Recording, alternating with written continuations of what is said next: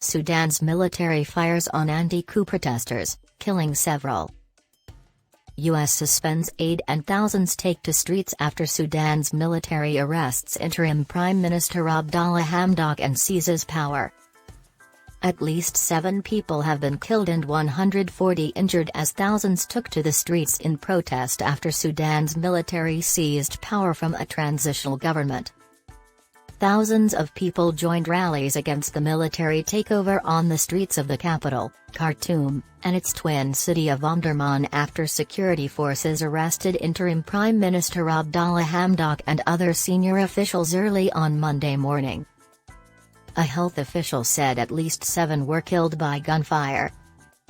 Al-Burhan, who is also the head of the power-sharing governing council, declared a state of emergency across the country, saying the armed forces needed to ensure safety.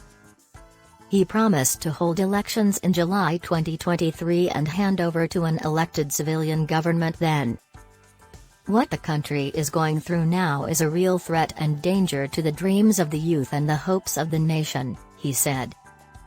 The governments of the United States, the United Kingdom, and Norway on Monday night issued a statement expressing deep concern about the situation, condemning the suspension of democratic institutions and calling for the release of those arrested. "The actions of the military represent a betrayal of the revolution, the transition, and the legitimate requests of the Sudanese people for peace, justice and economic development," the so-called Troika countries said in a joint statement. Hamdok, an economist and former senior UN official who was appointed as a technocratic prime minister in 2019, was moved to an undisclosed location after he refused to issue a statement in support of the coup, the information ministry said. Thousands of Sudanese opposed to the takeover took to the streets and faced gunfire near the military headquarters in Khartoum.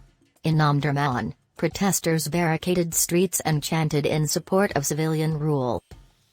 The Forces of Freedom and Change, Sudan's main opposition coalition, called for civil disobedience and protests across the country and demanded that the Transitional Military Council transfer power back to the civilian government. Sudan's central bank employees said they went on an immediate strike in rejection of the military coup, the Sudanese Information Ministry wrote on its page on Facebook. Speaking to Al Jazeera, Hala Al-Karib, a Sudanese activist for women's rights in the Horn of Africa, said that Sudan was going through very grim moments in its history as it stands at very grim moments in its history. She called on the international community to pressure the military to respect the constitution and agreements with the civilian council. The military has dishonored its agreement with the civilian government by detaining the prime minister and several cabinet ministers, said Al-Karib.